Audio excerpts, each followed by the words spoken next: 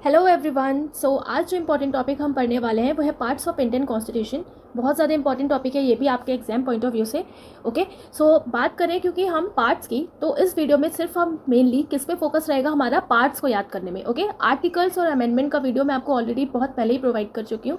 इसमें हम सिर्फ पार्ट्स देखेंगे मेनली। ओके, सबसे पहले जो भी इंपॉर्टेंट पार्ट्स हैं उसको याद करेंगे, उसके बाद जो ओवरऑल 25 पार्ट कौन से हैं उसको भी हम देखने वाले हैं आर्टिकल के साथ। राइट, सो सबसे पहले देखिए बात हो रही है कि जब कॉन्स्टिट्यूशन बन के तैयार हुआ था तो उस टाइम 22 पार्ट थे।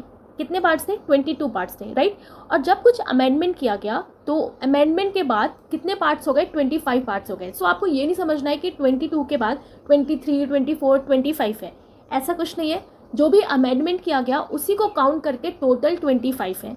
समझ में आ गया आपको? राइट, पहले कितने थे?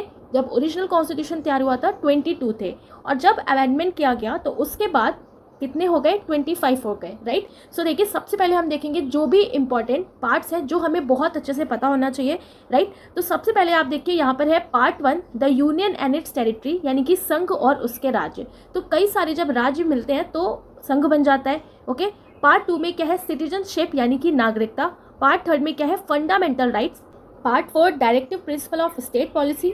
अब यहाँ पर आप देखो पार्ट 4 के बाद है पार्ट 4 है फंडामेंटल राइट्स। ओके, क्या है? Fundamental rights. तो पार्ट 4 में अमेंडमेंट किया गया और क्या जोड़ा गया? Fundamental rights. तो जितने भी आप ABC लिखा हुआ देखते हो ना किसी भी पार्ट के आगे, तो इसका मतलब होता है यहीं पे अमेंडमेंट किया गया और यहीं पे इसको जोड़ा गया है।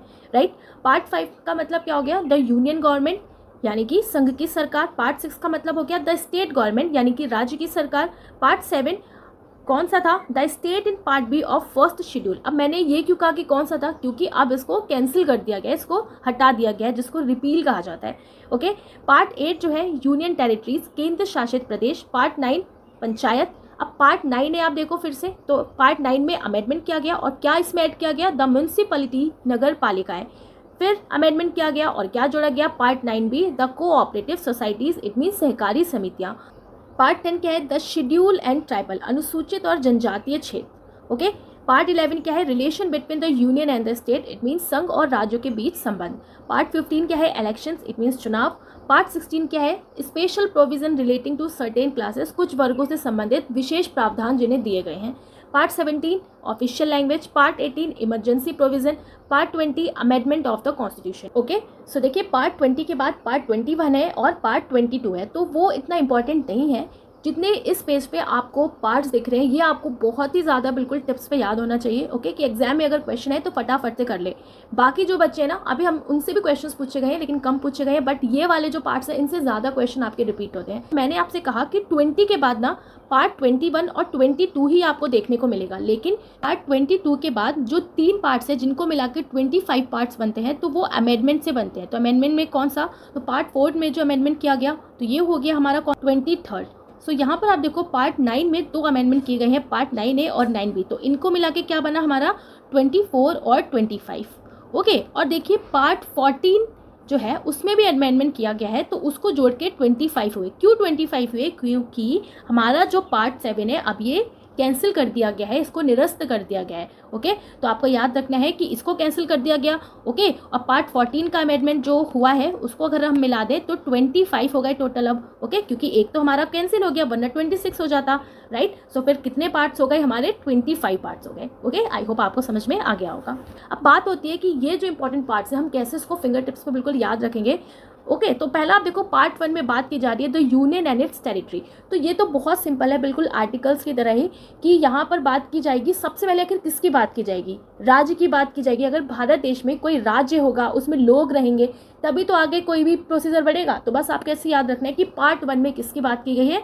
The union and it's territory, जो भी संघ है उसके क्षेत्र की। ठीक है, अब उस क्षेत्र में रहेगा कौन? कौन रहेगा? हम लोग रहेंगे, सिटीजन्स रहेंगे। ओके, तो पार्ट 2 में किसकी बात की गई? सिटीजनशिप की बात की गई।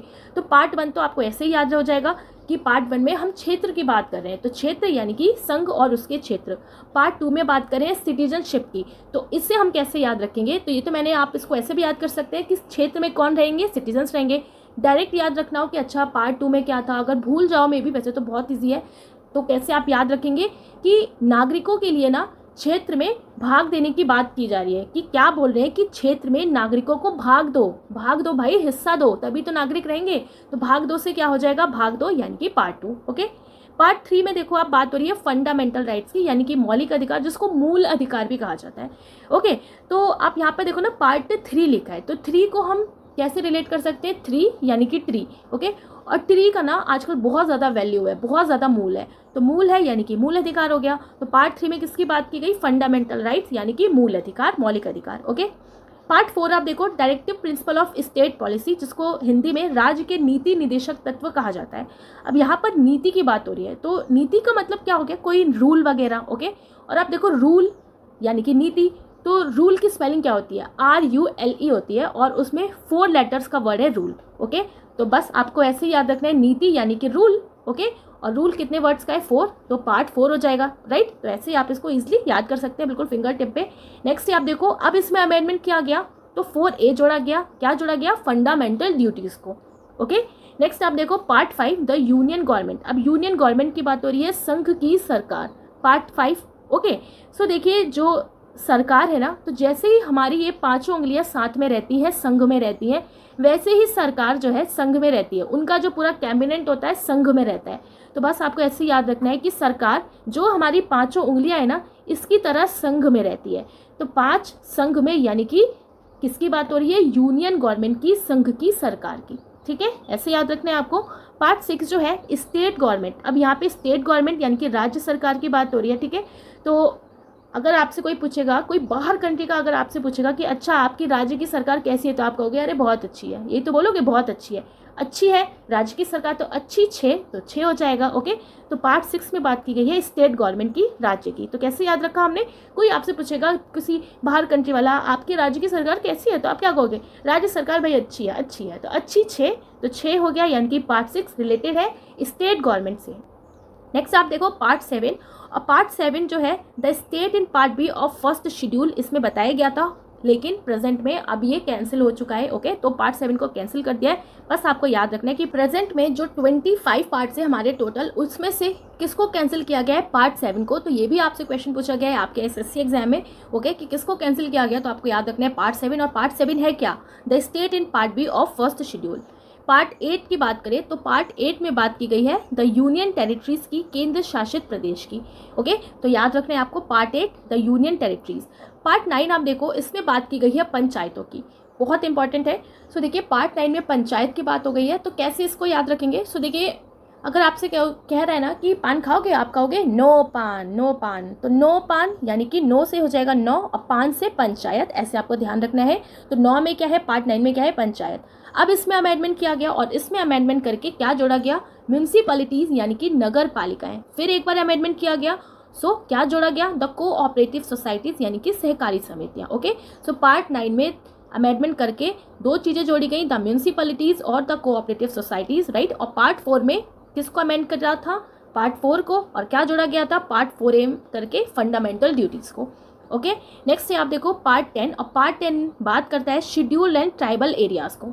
ठीक है, तो पार्ट 10 किसकी बात करेगा, शेड्यूल एंड ट्राइबल एरियाज। अब यहाँ पर आप देखो शेड्यूल लिखा हुआ है। ओके, तो मेनली आप किसी भी ऑफिस वगैरह में जाते हो ना, तो उनका शेड्यूल टाइम क्या होता है, 10 होता है। उनका शेड्यूल टाइम क्या होता है कि भाई 10 AM पे आना, कोई भी मीटिंग आपको करनी है 10 AM पे सबको पहुंच जाना है। ओके, तो 10 AM शेड्यूल टाइम होता है मेनली हर ऑफिस का। तो बस आपको ऐसे याद रखना है, शेड्यूल टाइम 10 बजे, तो पार्ट 10, राइट।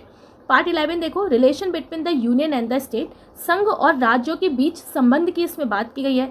अब आप देखो किसी से संबंध या किसी से रिलेशन कैसे बनेगा, एक एक करके बनेगा, धीरे धीरे करके बनेगा। तो ऐसे आपको याद रखना है, रिलेशन एक एक करके ही बनेगा, एक एक यानी कि 11। तो पार्ट 11 में किसकी बात की गई, संघ और राज्यों के बीच के संबंध की, रिलेशन की। नेक्स्ट है आप देखो पार्ट 15 इलेक्शन से रिलेटेड है, यानी कि चुनाव से रिलेटेड है। ओके, सो देखो इलेक्शन में होता क्या है कि अगर कोई एक पॉलिटिशियन को हमने चुन लिया तो वो 5 साल तक टिका रहता है। तो बस आपको याद रखना है कि एक नेता 5 साल तक फिक्स हो जाता है। तो एक नेता 5 साल तक फिक्स, यानी कि 1, 5, 15। ओके, तो पार्ट 15 में किसकी बात की गई, इलेक्शन की बात की गई।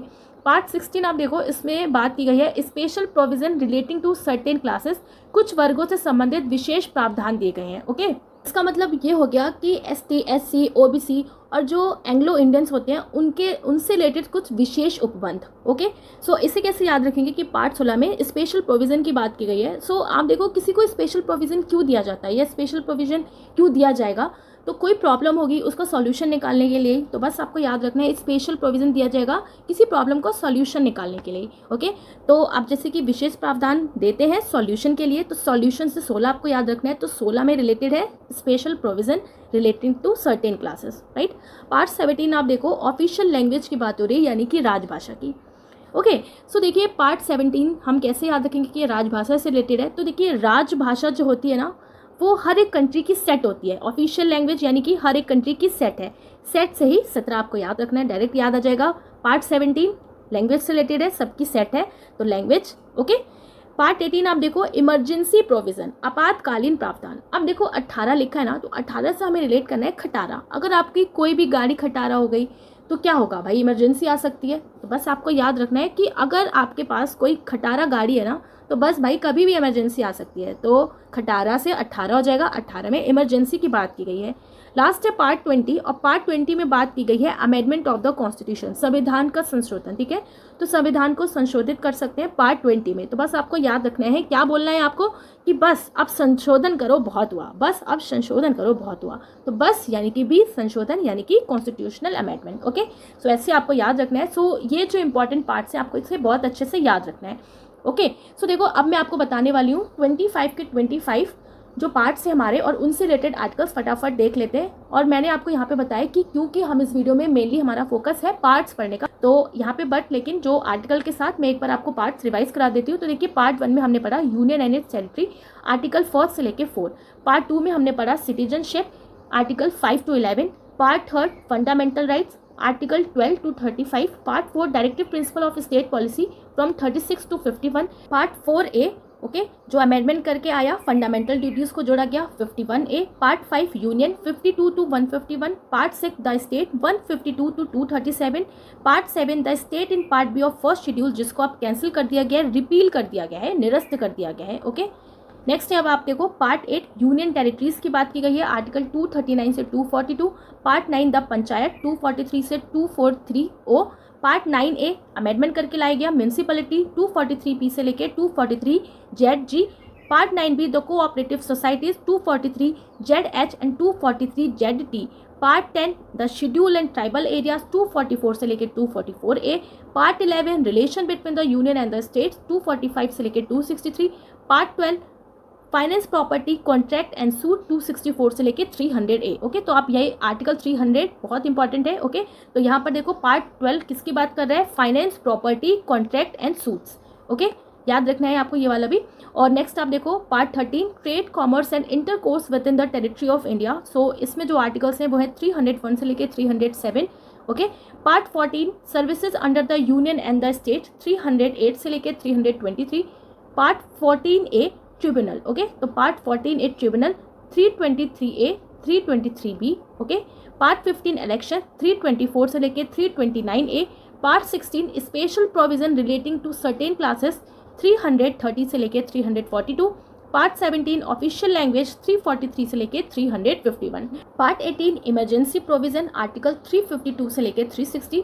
पार्ट 19 में मिसलेनियस बात की गई है 361 से लेके 367। Part 20 amendment of the constitution 368।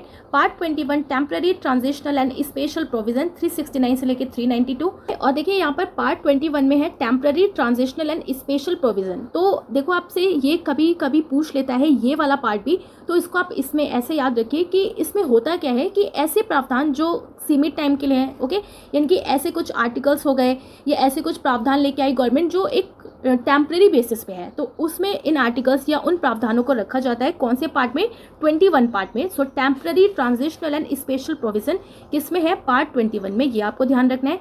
Part 22 में आप देखो short title commencement authoritative text in Hindi and repeal. Okay, तो इसमें बात की गई है रिपील यानी कि जिसको निरस्त कर दिया गया है, ओके। और कुछ ऐसे जब कॉन्स्टिट्यूशन बनाया गया था तो कुछ ऐसे टेक्निकल वर्ड्स का यूज़ हुआ था, क्योंकि हमारा ओरिजिनल कॉन्स्टिट्यूशन किस में था, इंग्लिश में था, ओके। तो कुछ ऐसे टेक्निकल वर्ड्स उसमें यूज़ किए गए थे जो समझना बहुत ज़्यादा मुश्किल था, तो इसमें प्रेसिडेंट को ये पावर दी गई कि आप इसको हिंदी में ट्रांसलेट कर सकते हो, ओके। तो ये सारी चीज़ें बात की गई हैं, ओके। और कुछ उनके शॉर्ट टर्म्स दिए गए जो टेक्निकल वर्ड से उनको समझा जा सके, राइट। तो ये बात की गई है पार्ट 22 में। तो पार्ट 21 एंड 22 भी, राइट, ज़्यादा आपसे नहीं पूछता, लेकिन हाँ एक बार आपके एग्जाम में ये क्वेश्चन भी पूछा गया है कि पार्ट 21 और 22 किससे रिलेटेड है, तो थोड़ा सा आप आइडिया रख लिएगा, बहुत ईजी वे में याद रहेगा, क्योंकि ये लास्ट के दो हैं, पार्ट 21 एंड 22। तो पार्ट 21 में बात की गई है टेम्परेरी ट्रांजिशनल स्पेशल प्रोविजन की, पार्ट 22 में बात की गई है short title commencement authoritative tax in Hindi and repeal की, ओके। तो ये आप याद रखिएगा, राइट। सो देखिए पार्ट 22 तक, जिसमें पार्ट 25 इंक्लूड है टोटल पार्ट्स, वो हमने पढ़ लिया है। अब हम क्वेश्चंस की तरफ चलते हैं कि कैसे क्वेश्चंस आपसे पूछे गए हैं, ओके। सो फर्स्ट क्वेश्चन है which part of constitution related to constitutional amendment. और आपको एक बात और याद रखनी है कि आपको रोमन नंबर्स आना चाहिए, क्योंकि आपके एग्जाम में जरूरी नहीं है कि आपको नंबर्स में दे रखा हो part 1 2 3 4, okay.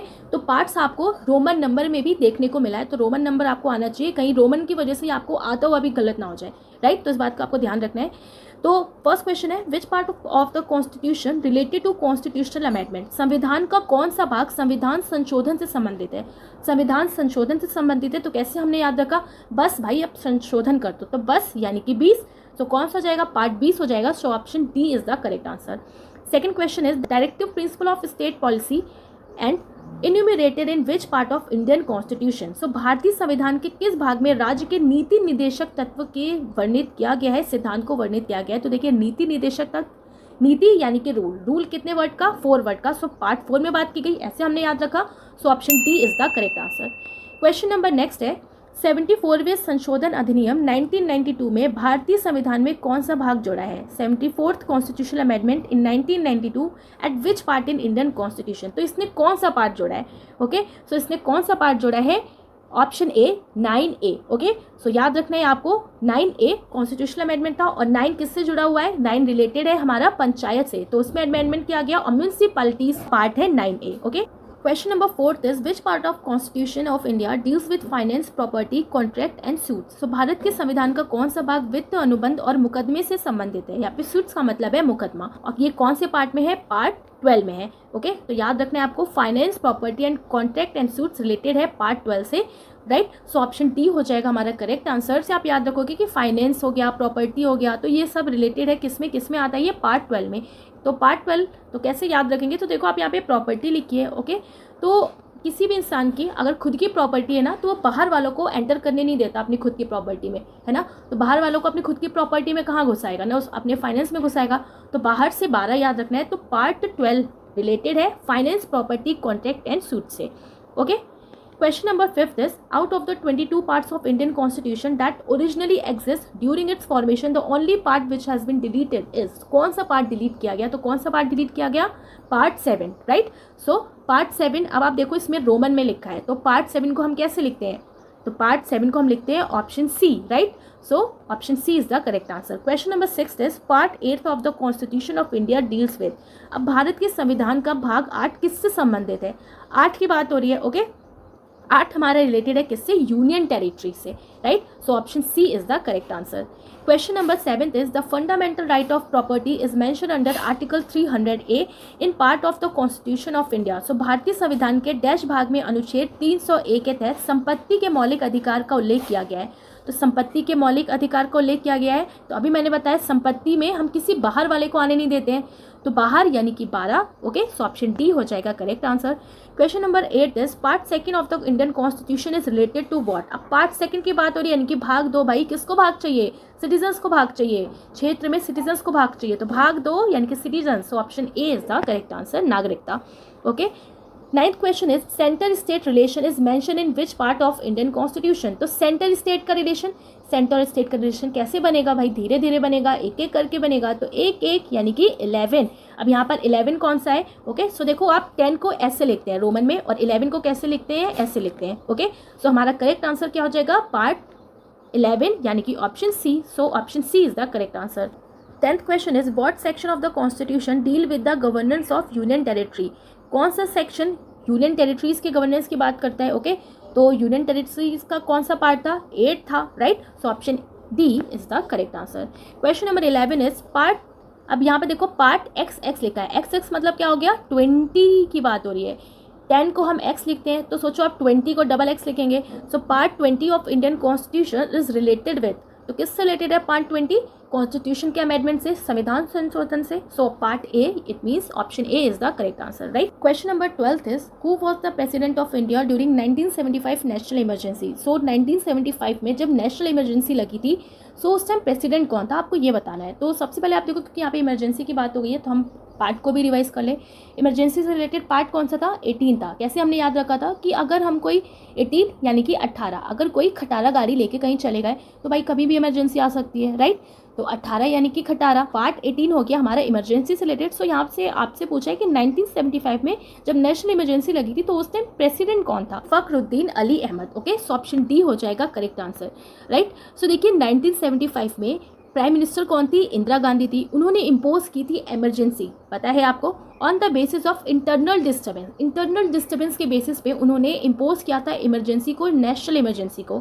And after that in 1978 में जो पार्लियामेंट थी उसने अमेंड किया आर्टिकल 352 ओके कॉन्स्टिट्यूशन का, और रिप्लेस किया टर्म इंटरनल डिस्टर्बेंस को with armed rebellion. The first emergency was declared in India during 1962 India China war. Okay, तो पहली बार जो इमरजेंसी डिक्लेयर की गई थी वो 1962 इंडिया चाइना वॉर के टाइम की गई थी, राइट। और 1975 में किसकी गवर्नमेंट थी? इंदिरा गांधी की गवर्नमेंट थी, ओके। और उन्होंने इमरजेंसी डिक्लेयर की थी, national emergency on the basis of internal disturbance, okay. अभी तक 3 इमरजेंसी लग चुकी है नेशनल, 3 बार। 1962 में लगी थी इंडिया चाइना वॉर के टाइम, 1971 में लगी थी during Bangladesh war, and third 1975 में लगी पीएम इंदिरा गांधी के टाइम पे। क्या, किसके बेसिस पे? Grounds of internal disturbance, okay. So ये क्वेश्चन आपको याद रखना है। 13th question is according to the Indian constitution which of the following is incorrect pair? तो कौन सा इनकरेक्ट पेयर है? तो देखिए पार्ट 2 में सिटीजनशिप की बात होती है, बिल्कुल सही है। पार्ट 4 में directive principle of state policy, बिल्कुल सही है। पार्ट 4A में फंडामेंटल ड्यूटीज की बात की गई है, बिल्कुल सही है। पार्ट 9 में यूनियन टेरिटरीज की बात की गई है। सो देखो आप पार्ट 9 में क्या यूनियन टेरिटरीज की बात की गई है? पार्ट 9 तो हमारा पंचायत से रिलेटेड है, ओके। तो बस कौन सा गलत हो गया? हमारा ऑप्शन डी हो गया हमारा गलत, यानी कि पार्ट 9 जो यूनियन टेरिटरीज दे रखा है, राइट। सो ऑप्शन डी हो जाएगा करेक्ट आंसर, जो हमारा गलत है, ओके। सो देखो part of constitution, part 2 citizenship से related, part 4 directive principle of state policy, part 4A fundamental duties जो 51A आर्टिकल में है, ओके। क्वेश्चन नंबर नेक्स्ट आप देखो, विच of the following is not correctly match? तो आपको बताना है कि कौन करेक्टली मैच नहीं है। तो फंडामेंटल ड्यूटीज जो है पार्ट 4A बिल्कुल सही है, तो ऐसे याद रखा था। स्टेट अच्छे, तो अच्छे यानी कि 6, तो part 6। Attorney general of India दे रखा है पार्ट 13, और डी क्या है? Services under the union and states, part 14। अब यहाँ पर आप देखो क्या अटॉर्नी जनरल से रिलेटेड कोई भी हमने पार्ट पढ़ा? तो अटॉर्नी जनरल से रिलेटेड तो कोई पार्ट ही नहीं है, तो कौन सा गलत हो जाएगा? ऑप्शन सी हो जाएगा रॉन्ग इसमें, right. Question number 15 is which of the following part of Indian constitution deals with emergency provision?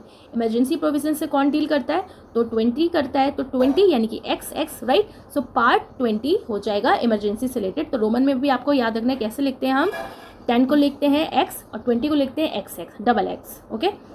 16th question is which part of the constitution of India deals with finance, property, contract and suit?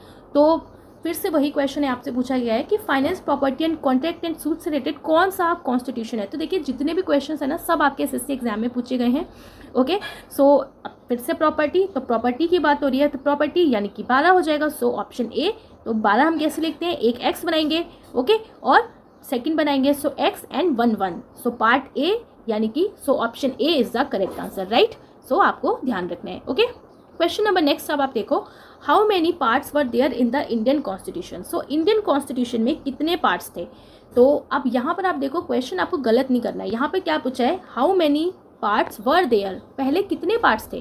तो पहले कितने parts थे? तो 22 parts थे, okay. So option C is the correct answer. Question number 18 आप देखो, अब आपको यहाँ पे मैच करना है कि कौन सा वाला मैचिंग बिल्कुल सही है। पार्ट 1 में किसकी बात की गई थी? किसकी बात की गई है? यूनियन एंड टेरिटरी की, ओके। तो ए का हमारा क्या हो जाएगा? ए का हमारा 4th हो जाएगा, ओके। फिर बात की गई है पार्ट 3 है, ओके। सो पार्ट 3 में बात की गई है किसकी? 3rd में, यानी कि फंडामेंटल राइट। तो 3 यानी कि 3 की होती है वैल्यू, तो वैल्यू यानी कि मूल, सो मूल अधिकार। सो बी का हो जाएगा 1st, ओके। सी देखो आप, तो पार्ट किसकी बात हो रही है यहाँ पे? पार्ट 9 की बात हो रही है, तो पार्ट 9 हमारा किससे रिलेटेड है, तो पार्ट 9 पंचायत से रिलेटेड है। ओके, तो सी का हो जाएगा हमारा सेकंड एंड डी हमारा लास्ट बचा, तो पार्ट सेकंड हमारा किससे रिलेटेड है, सिटीजनशिप से, सो डी का हो जाएगा हमारा थर्ड। ओके, सो अब यहाँ पर आप देखो कौन सा जो ऑप्शन है वो बिल्कुल करेक्टली मैच हो रहा है, ए का 4, ओके, ए का 4 राइट, बी का फर्स्ट, सी का सेकंड एंड डी का थर्ड राइट, सो ऑप्शन 4 हमारा हो जाएगा करेक्ट आंसर। क्वेश्चन नंबर 19 आप देखो, the part 7 of Indian constitution has been omitted, it is related with which of the following, किससे रिलेटेड था, तो देखो किससे रिलेटेड था, option third state in part B of the first schedule, part 7 जो हटा दिया गया वो किससे रिलेटेड था, state in part of the first schedule, so option C is the correct answer. Question number 20, which part of the Indian constitution is related with the fundamental right, तो भारतीय संविधान का कौन सा भाग मौलिक अधिकारों से संबंधित है, मौलिक अधिकार यानी कि मूल किसका होता है, ट्री का होता है भाई, तो ट्री यानी कि 3, so part 3, so option C is the correct answer. Okay, C यानी कि थर्ड करेक्ट आंसर है राइट। सो देखो आप जितने भी इंपॉर्टेंट क्वेश्चन है रिलेटेड टू पार्ट जो आपके प्रीवियस ईयर में पूछे गए हैं एसएससी एग्जाम में, वो हमने यहाँ पे कवर कर लिया है। आपको इसको बहुत अच्छे से पढ़ लेना है क्योंकि आपका यहाँ से भी क्वेश्चन पूछा जाता है। ओके, सो अगर आपको ये वीडियो हेल्पफुल लगी हो तो please like share and comment. So मिलेंगे आप नेक्स्ट वीडियो में जो आप एग्जाम के लिए बहुत ज़्यादा इंपॉर्टेंट होगा right. So thanks for watching, see you in next video.